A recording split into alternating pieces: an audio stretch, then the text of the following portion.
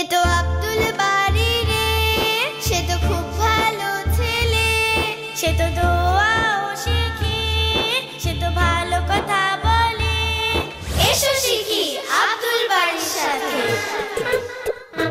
আব্দুল বাড়ি, ও আব্দুল বাড়ি, কোথায় তুমি?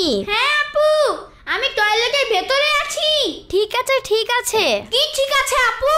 আমি তো বাথরুমের ভেতরে। কিভাবে বুঝবো কি ঠিক আছে? ওহো, আরে আব্দুল বাড়ি, এবার চুপ থাকো।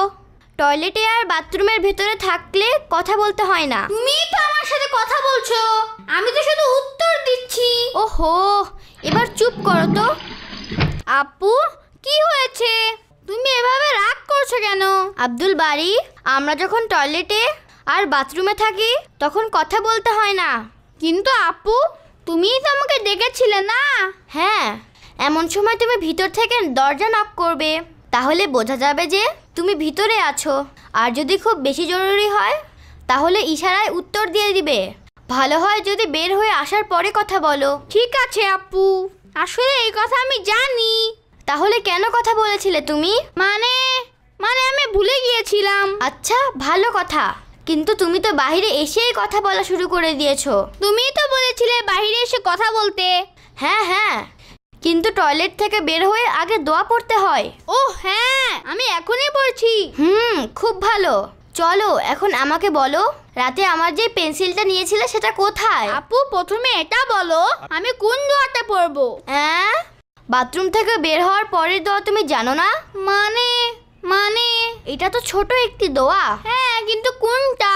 গুফরানাকা।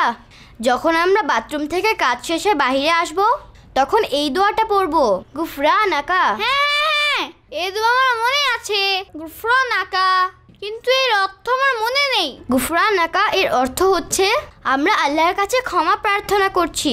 এটা কেন আপু? আসলে টয়লেট আর বাথরুম এমন জায়গা যেখানে নোংরা জিনিস থাকে, আর আমরা ওখানে আল্লাহর নাম মুখে বলি না।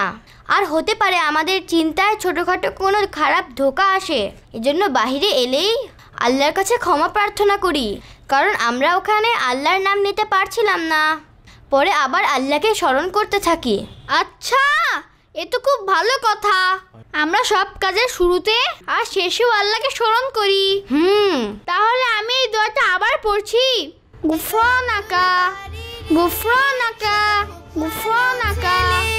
সে তো দোয়াও শিখে, সে তো ভালো কথা বলে।